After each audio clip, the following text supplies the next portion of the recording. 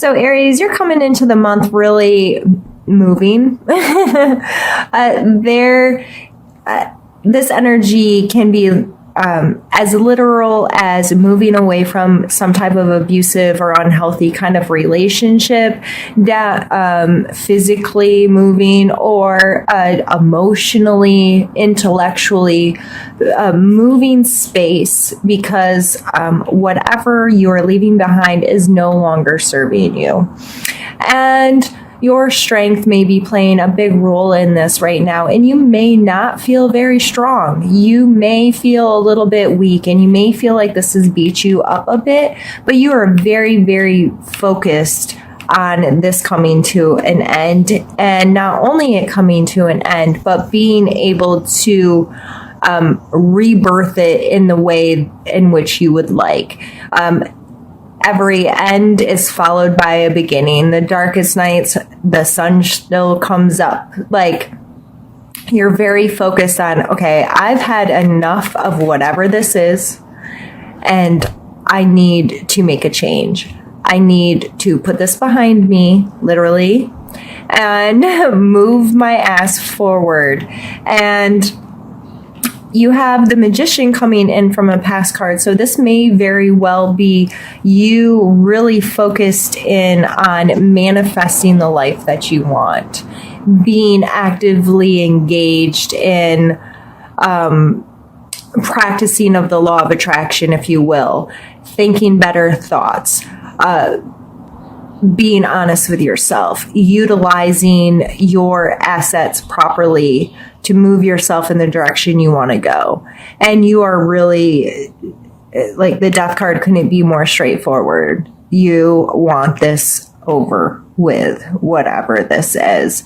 And in your strength area, we have the Eight of Swords. So typically this card is seen as very like self-limiting, or not being aware of what's around you, and kind of closing in on yourself and closing your eyes, and if I don't move, and if I don't know it's there, then I can't get hurt, and I'm just going to stand here and I'm going to be still.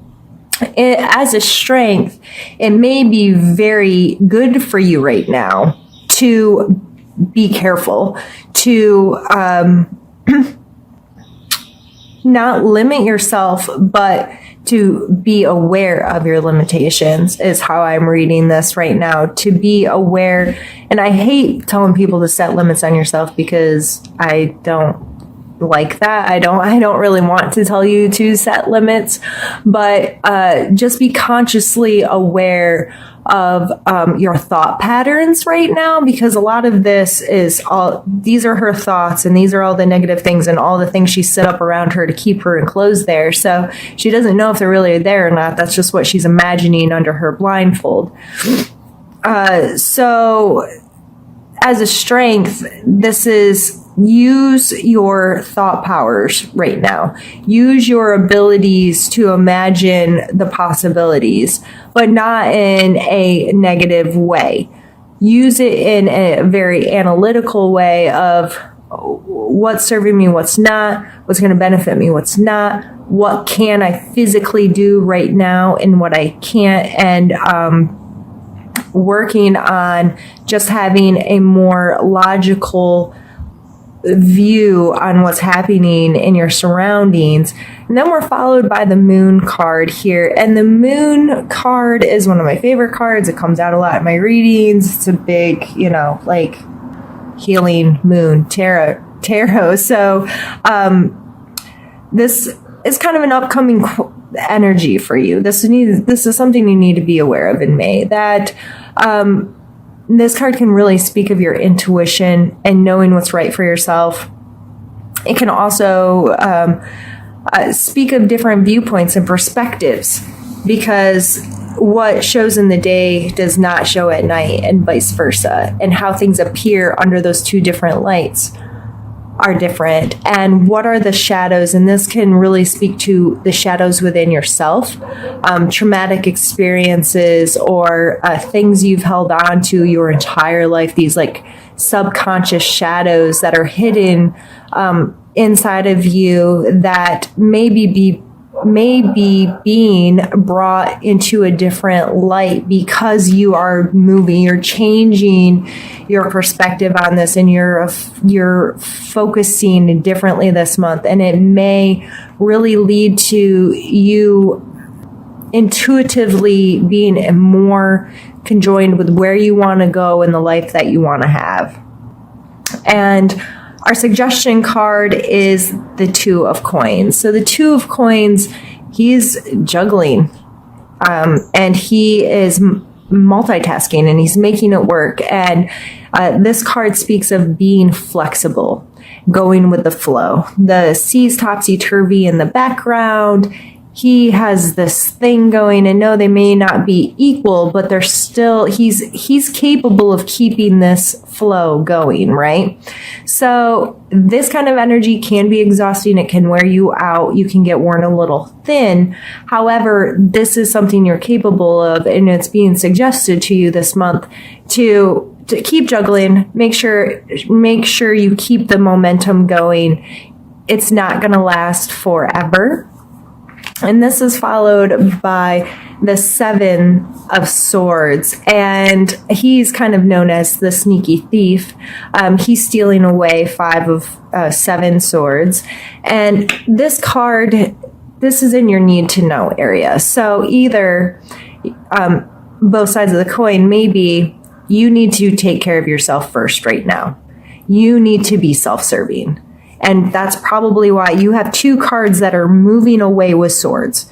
You have 4 sword cards right there, all in the top here. So there is a lot of analytical brain power happening this month. And so with these 2 cards, these two are moving. This is how you came into the month, and this is what you need to, one of the things you need to know this month. So either someone could be physically taking something from you. They could be investigating you. They could be stealing time away from you, or just like sneaking away kind of thing. Or that could be you. Are you being sneaky with how you spend your time just so you have more time to yourself? Is there something happening in your job where you're not being straightforward, even as far as thinking like plagiarism type something? But you need to know that this energy is in your life right now, and it's being called to your attention. So whether it's you or somebody else in your life, be mindful of that. If it's you, is it keeping you up at night? Because that's your next card. Or, are these kind of behaviors eating you? Because this person can't sleep because of all of these thoughts. Let's rack them up. This is all the stupid stuff I've done, or these are all the bad choices I've made, or these are, I haven't been good to myself. I haven't been taking care of myself. Whatever I've done, guilt. I'm getting that very strongly from this card, especially in this placement. You are scared that this is how you're going to continually feel. You're going to continually question the actions that you've taken and the thoughts that you've had, and it's snowballing. With all these swords, I see this kicking your ass. And then we end down here with the Hierophant. And the Hierophant is all about structure, whether this be within an actual religious setting, spiritual setting, school, some kind of hierarchy where there's someone that holds you accountable, and there's certain rules and regulations to the system. So whether this be your work, your religion, you going to school, continuing your education, whatever you're doing, this energy is going to be very prevalent with you by the end of May.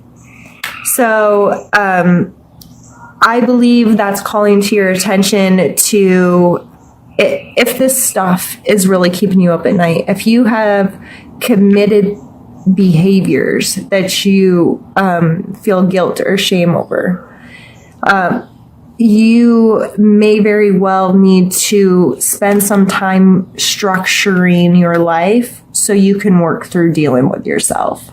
You may very well need to seek some counsel of some sort, whether it be a friend, a professional, self-help book, whatever works for you. But that just pulls you into accountability with yourself, pulls you into some kind of structure that's going to help teach you how to better deal with this stuff. This is some heavy things. And I really get a strong feeling that, for a lot of you, it's this reevaluation of your relationships and where and how you spend your time. And you might be willing to leave it all. You're just ready to walk away from it and it be done. And you don't feel strong and you don't feel safe and you don't feel like you know what you need to know. You may be feeling like you're getting like physically stolen from, or you're committing those kinds of behaviors because of the situation you're in. It may be necessary for you to commit some of these behaviors. It may be necessary for you to sneak away, or it may be necessary for you to cut off resources or something with someone because it's not healthy. So regardless of how this is playing out, and with these general readings, I'm still new to doing this for general, and for, 50 or 100 or however many people watch this. In a personal reading, I would go much more in depth with some of these things, but I'm trying to keep it general. Because regardless of what your position is in this month, Aries, these energies are there. And you're going to be dealing with them in some capacity. And by mid-May, when the Uranus moves and all of these things happening, this could definitely cause some of this restructuring to happen in your life. So I believe it's important for you this month to love yourself regardless and be understanding and give yourself time to deal, and don't be too harsh and mean on yourself and all of those good things that could go on and on. But instead, I'm going to pull an oracle card and see what that has to say. And these cards are so big, they're hard for me to shuffle.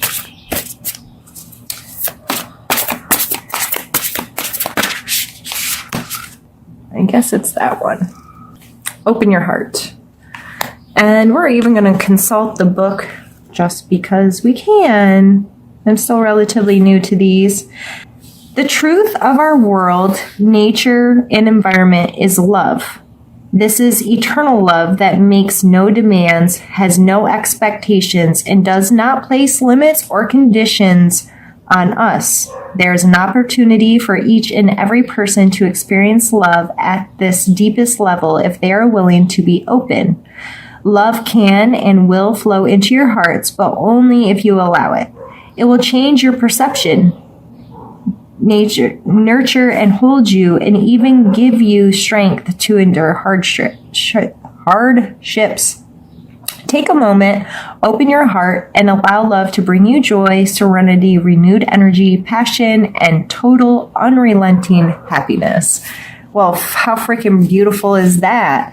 So, I think that is a beautiful card to get right now, just to remind you that it is there. Where you're at currently may not feel like this at all, but that doesn't mean it'll never be. That doesn't mean that it can't come into your life. Especially with the Magician coming up in your past, like, I think you know that you can create the life you want, that you have a conscious role in manifesting in your life. But that doesn't mean that it's always easy, and it doesn't mean that the path from A to Z is a straight, smooth path. Like, coming to terms with some of this stuff and dealing with it is not comfortable, typically. But if you're in a constant reminder that love is there, it's around us all the time, we can share really awesome relationships with people that are just going to help us overall in our life. Like, I think that's kind of the point of us being here, is to experience that beautiful unconditional love. And it's really, really sad when we don't allow ourselves to do that. So yeah, this was heavy. Yeah, but that's okay. And a kid just tried to interrupt me and they got themselves.